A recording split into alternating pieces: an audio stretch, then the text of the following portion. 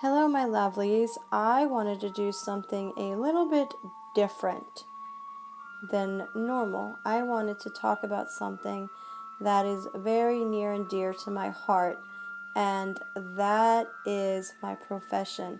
Some of you may know that I am a nurse, but most don't know that I'm a psychiatric nurse. I've been a psychiatric nurse for going on 7 years. I also did emergency medicine as well, but that is a whole nother video in itself, so that's for another day. For the sake of remaining confidential, I will not be disclosing my place of employment. I'm currently an upper administrator in the nursing department. I've also worked on the wards as a charge nurse for many years prior to becoming an administrator. My coworkers are absolutely amazing. We take care of very sick individuals who have been in our hospital for 20 plus years, little old grandmas with dementia, patients who come voluntarily, patients who don't come voluntarily, patients who are there because they need a competency evaluation because they've committed a crime and the judicial system wants to make sure that they are competent to stand trial and that they can participate in their own defense. As I said, my coworkers are absolutely amazing. They are wonderful. They take care of these patients as if they were their own family, which most of them are like our family because they don't have families themselves. A lot of them have been forgotten. I want to let you know that what you hear about psychiatric hospitals and institutions are not always correct. So I ask that you are respectful and that if you have any questions regarding mental health treatment or just want to chit chat, you can leave all your questions in the comments and I will reply to them. So if everybody's ready, let's sit back, relax, and enjoy Tales of a Psychiatric Nurse. This incident occurred about 4 years ago. I had a patient elope from the hospital. Elope means they got out of a locked building. This doesn't happen often, but it does on occasion. Myself and several other staff were able to escort the patient back into the building and onto the unit. This particular patient had not been doing very well. He had been refusing his medication since being admitted. He was extremely paranoid, delusional, and disorganized. He believed that he was Satan's child and that his father, aka Satan, would be joining him here on earth. Now, when we got him back onto the unit, he became extremely assaultive and attempted to bite several staff. For his safety and ours, we had to restrain him. We don't like restraining patients at all, but sometimes we have to do it to make sure that we can keep everybody safe, patient, staff, and other patients included. Every 2 hours, the RN, which was me, had to make an assessment and speak to the patient and ask him questions on whether he could remain safe in the milieu and not try to assault anybody. The milieu is the patient environment, the day hall, anywhere where a patient is seeking active treatment is the milieu. I walked into the restraint room and I said hello to the staff member that was sitting one-to-one with him. At our hospital, any patient who is in restraints or who is in seclusion has to have somebody monitoring them at all times. I walked over to the patient and I asked him whether he could be safe and not try to strike out at staff, hurt himself, elope, or hurt other patients. He looked at me and stated, "My father, the Dark Lord, will be born again." I asked him once more if he could be safe and not try to hurt himself, his peers, or other staff. He looked at me with his dark eyes and a very creepy, sinister smile and stated, "He will come for you when you least expect it. Once he has you, he will remove your soul from your human form and crush you to pieces." I looked at him once more and I stated to him that I needed him to tell me whether he would be calm and not assault people. He looked at me, looked at the 1-to-1 staff, looked at me again, and asked for a cup of water. I looked at him and I said that would be fine, and I walked out to get him water. All of a sudden, I hear a high-pitched screech. Not a scream, but a screech. It was awful. It was really horrific, and it was coming from the restraint room. I ran into there where I saw the restrained patient had gotten the 1-to-1 staff to stand over him.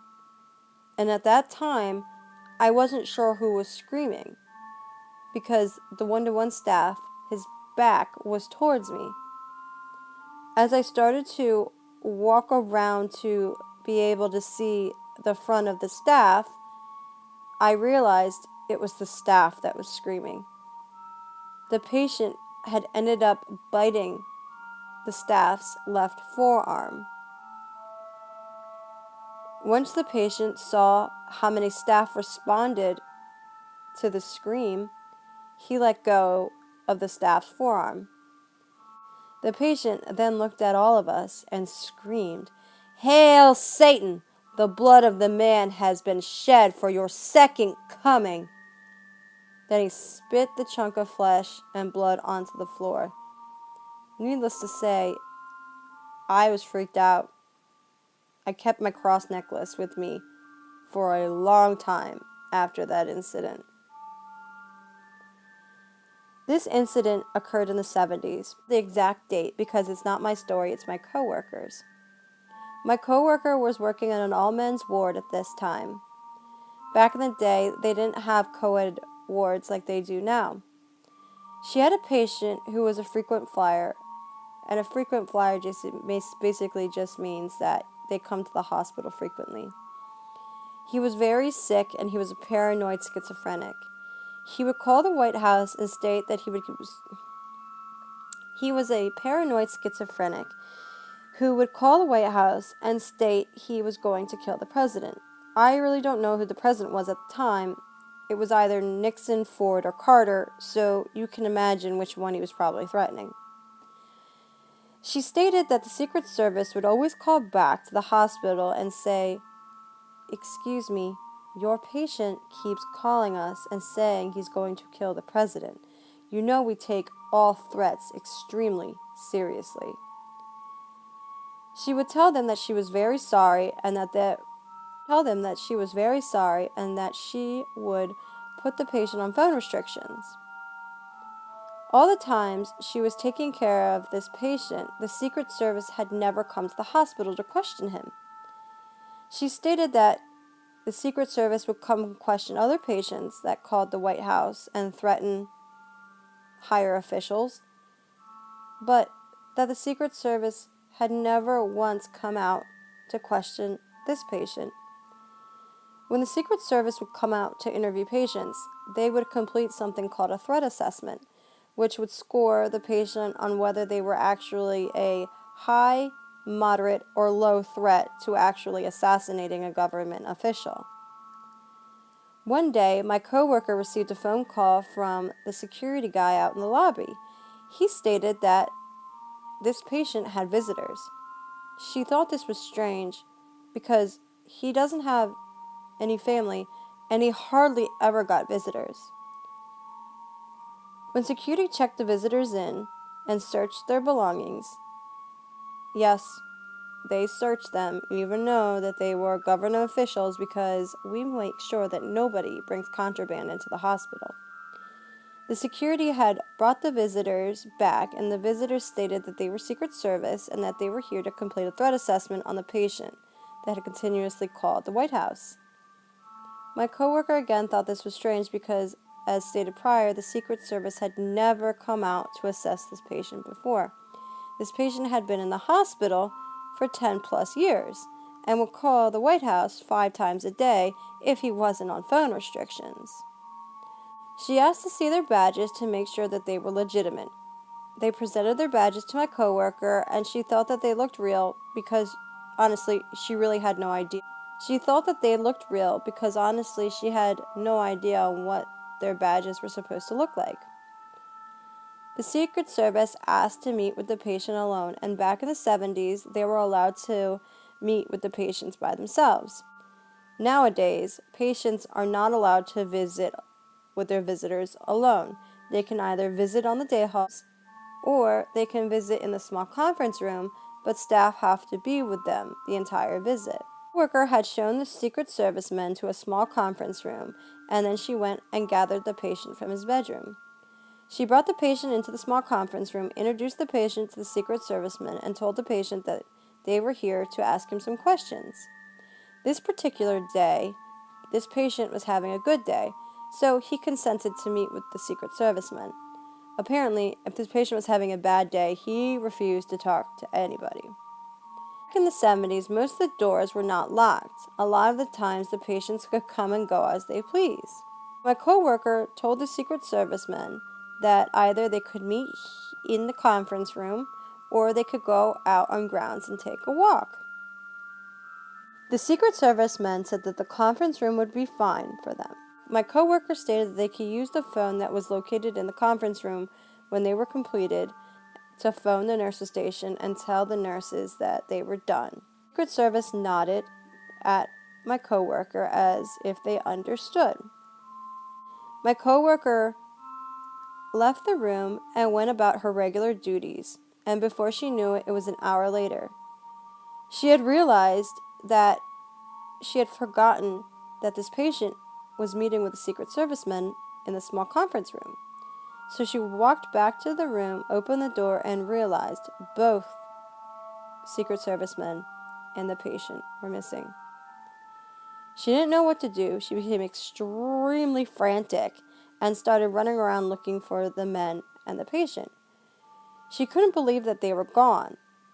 They had looked all over the place for the men and the patient, and they thought possibly he had gone onto grounds with them because she had offered that as an option that they could do. Looked around on grounds, and she could not find them anywhere. She stated to me that they never found the patient, and that to this date, the patient is still missing. So this is a personal story of mine. I was a floor nurse, and I worked on a behavioral health unit. The behavioral health unit was a chronic unit, so many of the patients that were housed on my unit had been there for many years. 5, 10, 15, 20, 25, 30 years. A long time. Many of my patients on my ward had been found not criminally responsible for a crime that they've committed. I remember I had this one sweet little old lady, and for this story, her name will be Linda. Linda had been my patient at this time for about 3 years, I'd say. She always took her medication, and she participated in groups. She was the ideal patient. And standing in Linda's way was the fact that she needed a conditional release to be discharged. I thought to myself that it couldn't be that hard for her to obtain a conditional release. I mean, I know that she ended up murdering somebody, but I didn't know the extent of the circumstances.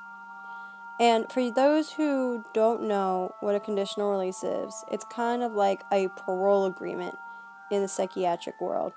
They have certain rules and standards that they have to abide by while living in the community. And if they violate those rules, they end up coming back to the hospital. So one day, Linda asked me to sit down with her and talk to her. I obliged, and I sat down, and we started talking. She started talking about when she was younger and how much she loved to ride horses. I had told her that I was an avid horse rider myself. She was delighted to hear that. Linda stated that when she was a teenager, her and her mother had owned a horse farm. I asked her why she stopped riding, and she stated, "Silly, I ended up being admitted back to the hospital, so I had to stop writing. I asked her what happened and why she ended up in the hospital. She turned, looked at me straight in the eyes, and stated, "That bitch was trying to get me to sell and give away all my horses. She was also trying to admit me back into the hospital. She didn't think I was doing well." Well, I showed her, didn't I? She then stated, "I grabbed the axe from the tree stump, walked into the house, and cut that bitch's head off." I looked at Linda, startled, because I'd never seen her like this, or talk like this. I asked her, "Whose head did you cut off, Linda?" She looked at me and stated, "My mother's." When she stated that to me, I literally almost fell out of my chair. She looked at me and smiled and said, "Darling, what's wrong? Why are you looking at me like that?" I stated that, "I'm sorry, Miss Linda, I didn't mean to look at you in any way." And she looked at me, laughed, smiled, and said, "You're being a silly girl. It's not like I killed anyone." This story happened, I would say a couple days ago. I was working in one of the admission buildings as the manager, and we had a patient who had come in overnight. A typical homeless guy. Apparently, the cops had picked him up on a trespassing charge, like they often do pick up a lot of these homeless men on trespassing charges. And this poor little old man became extremely upset and agitated because he didn't understand what was going on and ended up assaulting one of the police officers. After that, they ended up arresting him. They brought him to my hospital so he could have a competency evaluation to make sure that he was competent to stand trial and that he understood the charges and that he could participate in his own defense. It was so delusional and extremely demented. I was talking to one of the social workers, and she had stated that she had found some of his family. I was excited to hear that because I was hoping that the charges would be dropped and he could go home with his family. The older population, they will drop the charges if they're minimal. She stated that she had talked to one of the nieces and that the niece was so excited to hear from her that she started crying. I asked her why was she crying, and apparently she told the social worker that her uncle, the patient, had been missing for 18 years. Apparently the patient was living with his brother and one day got up and walked out and had been missing for 18 years. I stated to the social worker, well, if nothing good comes out of this situation, at least they get him back. She looked at me and stated, yes, they do. I want to thank you for listening to Tales of a Psychiatric Nurse. I was thinking on making this kind of a recurring topic on my channel, so if you want to hear more tales, then give this video a thumbs up, and that will let me know that you want this to continue. I hope that you enjoyed this video, and if you did and you haven't already, please subscribe to my channel. For those who don't know me, my name is CreepyBlondeGirl, and I narrate creepy, scary stories from Reddit, Let's Not Meet, personal scary stories, and creepypastas. If you have any scary stories or original creepypastas that you would like me to narrate, please give me a shout at my email and send over the story. I will leave the email in the description box below. By sending these stories, you are providing me with permission to narrate them on my channel. I again would like to thank you for stopping by, and much love to you all, and have a wonderful day.